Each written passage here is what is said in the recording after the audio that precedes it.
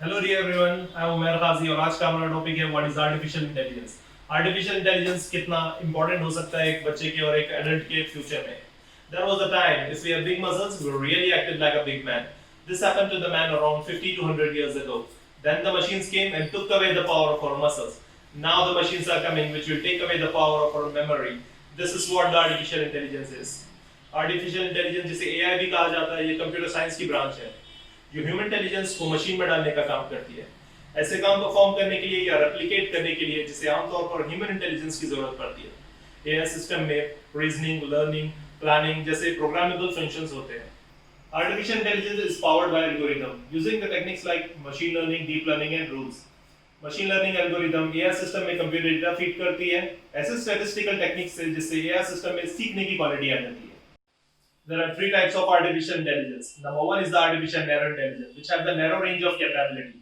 ऐसी इंटेलिजेंस जिसमें सिर्फ सिंगल या पर्टिकुलर टास्क करने के लिए जो बनाई गई है। Number two is artificial general intelligence, which is on par with the human capacity, जिसमें इमोशंस भी होंगे, बिलीव होगा या फिर कुछ ऐसे काम जिसमें वो अच्छे से ह्यूमन को समझ सके और एक्ट कर सके। Number third is the artificial super intelligence, which is more than human. उसमें ऐसी मल्टीटास्किंग कैपेबिलिटी होगी और इवन उसमें डिसीजन मेकिंग की भी क्वालिटी होगी। But up till now we have only reached to the artificial narrow intelligence. आपने Google assistant का नाम तो सुना ही होगा, शायद यूज भी करते होंगे। चलो गूगल से ही पूछ लेते हैं कि वो आर्टिफिशियल इंटेलिजेंस है या नहीं। हेलो गूगल, क्या तुम आर्टिफिशियल इंटेलिजेंस हो? जी हाँ, मेरे पास जो भी समझदारी है वह इंसानों की बनाई हुई है। इसी तरह सीरी बाय एप्पल, कोर्टोना बाय माइक्रोसॉफ्ट और एलेक्सा बाय अमेज़न, ये सब एक आर्टिफिशियल इंटेलिजेंस ही है जिसमें वर्चुअल असिस्टेंट की क्वालिटी होती है।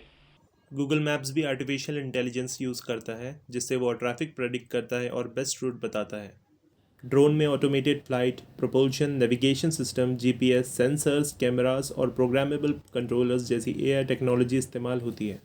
बिना ड्राइवर की चलने वाली कार के बारे में तो आपने सुना ही होगा, जो sensors, cameras, lidar and artificial technology के कॉम्बिनेशन से काम करती है, जिससे एक डेस्टिनेशन से दूसरे डेस्टिनेशन पर बिना ड्राइवर की जा सकती है। ह्यूमंस का एक बहुत काबिल तारीफ इन्वेंशन सोफिया, जो कि एक ह्यूमनॉइड रोबोट है जिसके पास वॉइस रिकग्निशन कैपेबिलिटी है, जिसको डिमॉन्स्ट्रेशन टेक्नोलॉजी को ध्यान में रखते हुए बनाया गया है। सोफिया 62 चेहरे और नेक के अलग अलग एक्सप्रेशंस दे सकती है और लोगों से इंटरैक्ट करती है। सोफिया को हैंसन रोबोटिक्स नाम की कंपनी ने मैन्युफैक्चर किया है, जिसके इन्वेंटर डेविड हैंसन है। रिसेंटली इंडिया ने ग्लोबल स्पेस रिकॉर्ड कायम किया है, दुनिया का सबसे छोटा सैटेलाइट बनाकर। इसका वेट सिर्फ 64 ग्राम है, जिसको किसी नासा के एक्सपर्ट ने नहीं बल्कि तमिलनाडु के एक 18 साल के लड़के जिसका नाम रिफत शाहरुख है उन्होंने बनाया था। एंड इवन नासा ने उसको लॉन्च भी कर दिया है।